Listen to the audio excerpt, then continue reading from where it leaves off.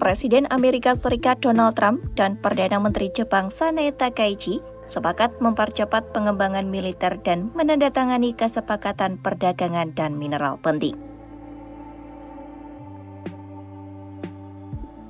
Takaichi yang baru beberapa hari dilantik sebagai Perdana Menteri wanita pertama Jepang menghadapi tantangan untuk menuju keseimbangan antara hubungan ekonomi nasional dan komitmen terhadap kerjasama dengan Washington. Trump memberikan pujian kepada Takaichi atas terobosannya dalam politik Jepang. Ia menyebut kepemimpinan Takaichi akan menjadi babak baru dalam hubungan Jepang dan Amerika Serikat. Dalam pernyataannya, Trump mengatakan dari semua yang diketahuinya tentang mendiang Shinzo Abe, Takaichi akan menjadi salah satu Perdana Menteri yang hebat di Asia.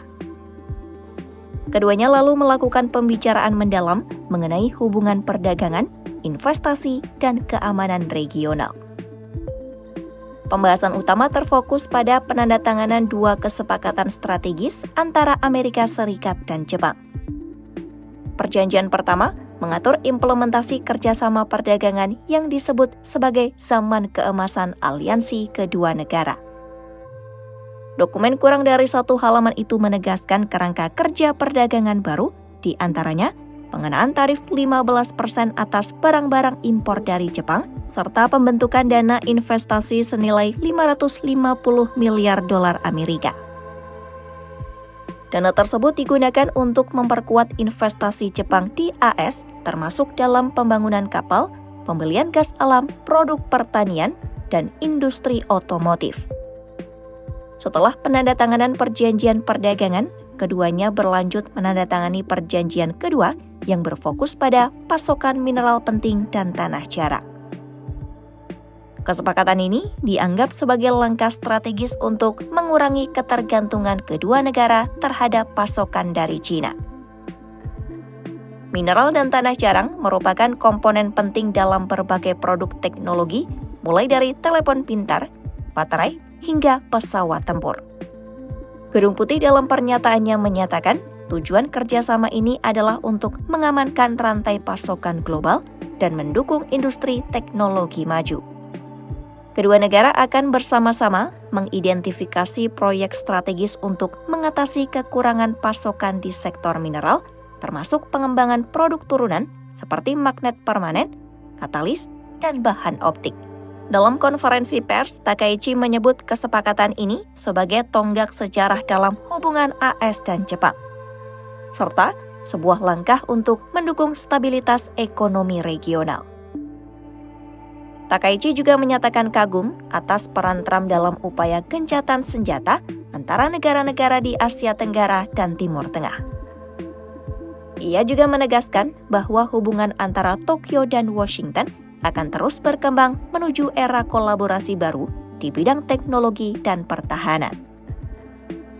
Trump dalam kesempatan tersebut juga menegaskan dukungan terhadap rencana Takaichi untuk meningkatkan anggaran pertahanan hingga 2% dari produk domestik bruto. Menurutnya, kemitraan pertahanan yang kuat akan menjadi fondasi untuk menjaga keamanan di Asia Timur dan Samudra Pasifik.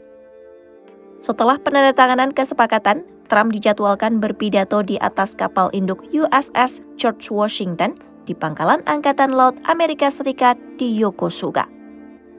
Dalam pidatonya nanti, Trump akan menyapa pasukan Amerika Serikat dan menekankan pentingnya kehadiran militer AS di kawasan Asia Timur. Sebelum tiba di Tokyo, Trump telah melakukan kunjungan ke Malaysia untuk menghadiri Kongres Tingkat Tinggi ASEAN. Selain itu, Trump juga menghadiri upacara seremonial dengan Kaisar Jepang sebagai bagian dari tradisi diplomatik.